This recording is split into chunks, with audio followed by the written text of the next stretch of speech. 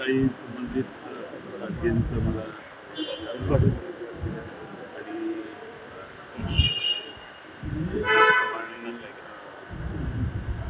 उद्या यावर्षी त्यांची सूचना होती. उद्या महाराष्ट्र बंद असल्यामुळे मी त्यांना आजच विमानतळावर उतरतो याची सुचवले जाणार आहे. खरं तर कसं ते आपला मोठा धक्का म्हणावा लागेल पश्चिम महाराष्ट्राला आणि काही नेते तुमच्या संपर्कात आहे का पश्चिम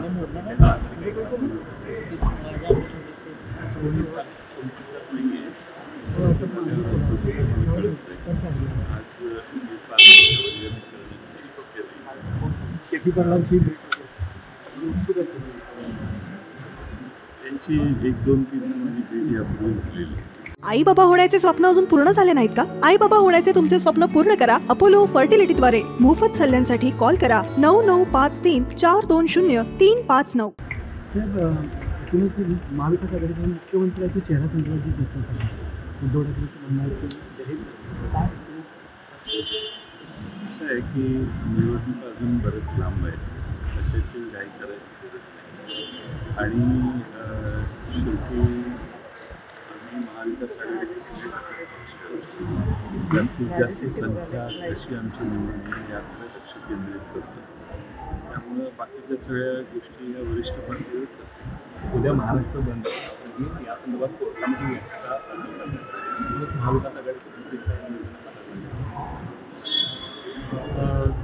कोणतंही आरक्षण असलं, मराठा आरक्षणाचा प्रश्न असला, कोणतेही प्रश्न असले, सरकारमधले बसलेले काही लोक त्यांचे फिक्स ठरलेले लोक आहेत, त्यांना वापरलं जातं.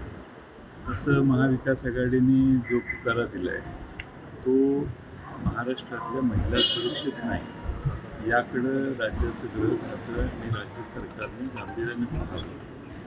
त्यांना सरकारच्या राज्यातल्या कायदा व सुव्यवस्था टिकवण्यात वेळ मिळत नाही. बाकीचे उद्योग त्यांना बरेच आहेत आणि त्यामुळं हा बंद जो आहे तो सरकारला महाराष्ट्राच्या जनतेचा जो आग्रही मागणी आहे आणि महाराष्ट्रातली कायदा व सुव्यवस्था बिघडलेली आहे त्याकडे सरकारचं लक्ष वेधण्यासाठी बंद आहे.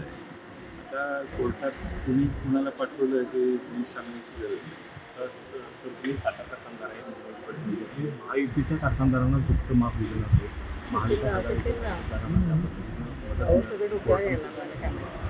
महाविकास आघाडीमध्ये एखादा कारखानदार असेल तर त्याला सत्तारूढ बाजूला येण्याच्याविषयी दबाव टाकला जातो आणि त्याची कर्ज प्रकरण जर केलं असेल, NCDC प्रस्ताव पाठवायचा असेल, पहिल्या यादीत आलेलं दुसऱ्या यादीत थांबवलं जातं.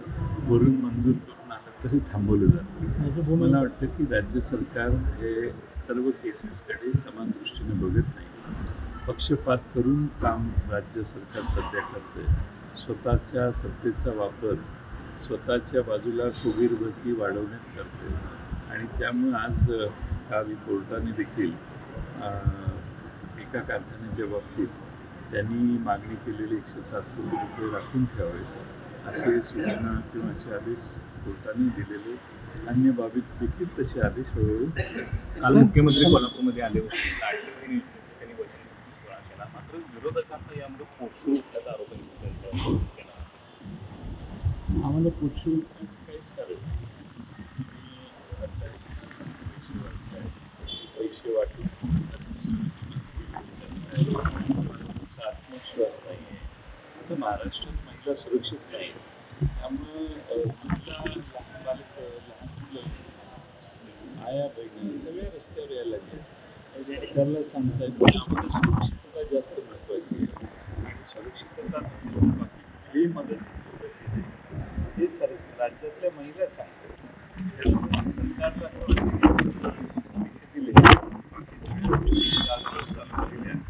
महिलांच्यावर अत्याचार, महिलांच्यावरचे सगळे प्रसंग त्याकडे दुर्लक्ष पोलिसांनी केलं तरी चालेल अशा अनुभवात सरकार वापरत आहे आणि म्हणून महाराष्ट्रातील जनता सरकारपेक्षा समर्जित राज्याच्या जवळ तसं देवेंद्र फडणवीसांचा एक महाराष्ट्रातला गट आहे तो थोडा मागं सरकताना दिसतोय. उदाहरणार्थ समर्जित सिंह देवेंद्र फडणवीस मारत होते ते आता राष्ट्रवादीसोबत जात आहे.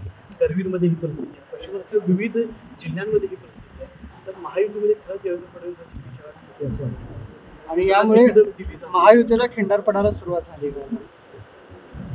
एक तर एकनाथ शिंदेनी बरीच मजल मारलेली आहे.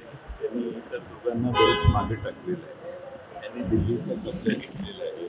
मग यांचं फारसं चालत नाही की आता सगळ्या महाराष्ट्रातल्या कार्यकर्त्यांना त्यांच्यावर अवलंबून असणाऱ्या कार्यकर्त्यांनाही लक्षात यायला लागलं आणि त्यामुळं हळूहळू परिस्थिती बदलते असं दिसतंय.